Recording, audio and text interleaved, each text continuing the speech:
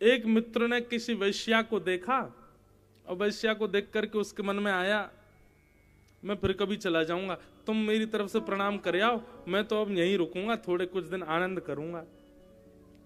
और वो एक मित्र वैश्यालय चला गया, एक मित्र बोला अरे राम राम राम, कितना गंदा आदमी, बताओ केदारनाथ जा रहे थे, रास्ते में ही वैश्यालय में चला गया। अब हुआ क्या कि एक मित्र तो पहुंच गया केदारनाथ, एक मित्र बैठा था वैश्यालय में। दोनों की स्थिति, शरीर तो है अलग अलग जगह पर, एक का पापी स्थान पर है, एक का पुण्य स्थान पर है, लेकिन दोनों की मन की स्थिति क्या थी कि जो वैश्यालय में बैठा था थोड़ी देर अपने विषय भोगों को भोग करके फिर वो मन में विचार करने लगा, मैं कितना बड़ा पापी, विषय भोगों में आसक्त होकर के मैंने बताओ तीर्थ यात्रा छोड़ दी। मेरा मित्र कितना अच्छा, वो तीर्थ पहुंच गया होगा, ठंडी ठंडी हवा चल रही होगी, बर्फीले पहाड़ चारों ओर होंगे, ओम नमः शिवाय कहता हुआ जल डाल रहा होगा, शंकर जी का अभिषेक कर रहा होगा, शंकर जी का पंचामृत अभिषेक कर रहा होगा, सिर पर त्रिपुंड लगाए बैठा होगा। अब ये सब बैठा तो वो वैश्यालय में, लेकिन सोच क्या रहा है कि मेरा मित्र केदारनाथ में कितना प्रसन्न होगा। और जो दूसरा मित्र केदारनाथ गया था वहां ठिठुर रहा था, कांप रहा था, शंकर जी पर जल डाल रहा था, बोले मैं कहां फंस गया पता नहीं, इससे बढ़िया तो मैं भी वैश्यालय चला जाता। अरे कहाँ, यहाँ इतनी ठंडी ब्यार चल रही है, भोजन की व्यवस्था नहीं है, रात में रहने के लिए कोई कक्ष नहीं है, अरे मेरे तो हाथ पांव फूल गए भैया, अब कब जल्दी नीचे जाऊं, कल जल्दी भगूं यहाँ से, और मैं तो गलत फंस गया, मैं भी अपने मित्र के संगी चला जाता, कितना बढ़िया रहता। बताओ,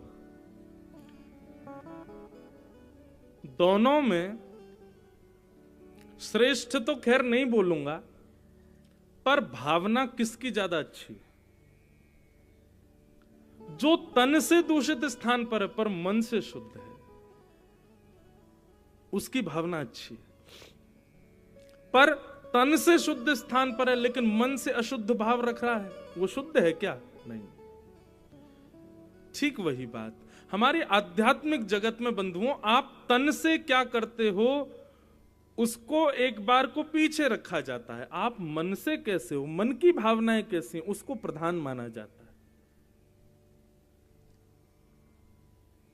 है। ऐसे तो विभीषण जी रावण के यहां रहते हैं, तन से राक्षस प्रवृत्ति के हैं, तन से उस लंका में रहते हैं जो अत्यंत अपवित्र है, लेकिन मन से राम जी का स्मरण करते हैं।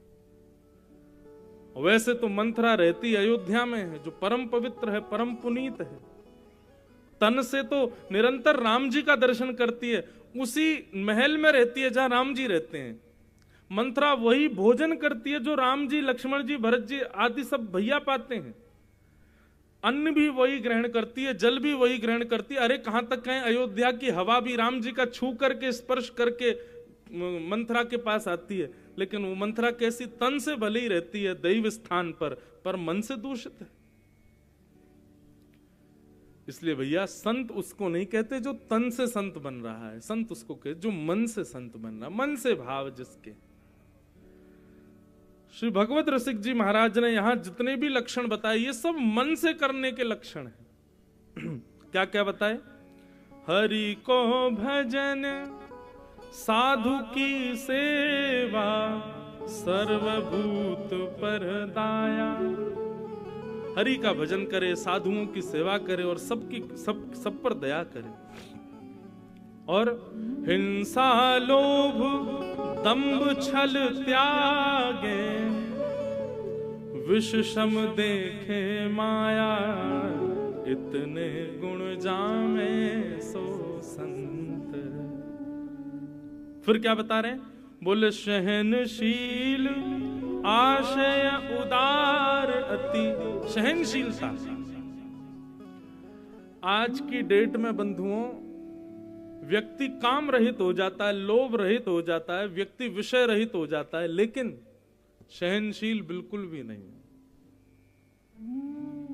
आपने कोई सहनशील व्यक्ति देखा? आप कहोगे नहीं देखा। क्यों? क्योंकि आप खुद भी तो नहीं हो। हम दूसरों में गुण देखने चले हैं कि उसमें सहनशीलता है कि नहीं, खुद को देखो, खुद में है नहीं। कितना सहन कर सकते हैं हम? बिल्कुल भी नहीं। और सबसे बड़ी असहनशीलता क्या है कि हमारे अवगुणों को कोई हमसे कह दे, ये तो हमसे बिल्कुल सहन नहीं होता। कोई अगर आपसे आकर के कह दे, भैया तुम बड़े लोभी से लगते हो हमको, पत्थर कहां मूड फोड़ूं इसका, लोभी लगते हैं हम तुमको। लेकिन हम पे बड़ी कृपा, भागवत कथा करते करते हम बड़े सहनशील हो गए। जरूरी नहीं है सब अच्छा ही अच्छा बोलते हैं हमारी कथा पे, कई लोग बहुत गंदा भी बोलते हैं। बोला अरे आप तो ऐसे बोलते हो, अरे आप तो इसके लिए कथा करते हो, आप तो यूं करते हो। ठीक है, जैसा जिसकी मर्जी। बोलो, सहनशीलता, इसको कहते हैं तितिक्षव, सहनशील। सहनशील बनना बहुत कठिन काम है बंधु, लेकिन बन जाए तो धीरे धीरे सारे गुण आते जाएंगे यदि सहनशीलता आ गई तो सहनशील। अब सहनशील कैसे बना जाता है, ये कल या परसों के प्रसंग में आएगा, कपिल देवभूति संवाद, वहां हम सुनाएंगे आपको। सहनशील आशय उदार अति। संत का लक्षण क्या होना चाहिए? बोले अतिशय उदार। एक तो होता है सामान्य उदार। उदार किसको कहते हैं?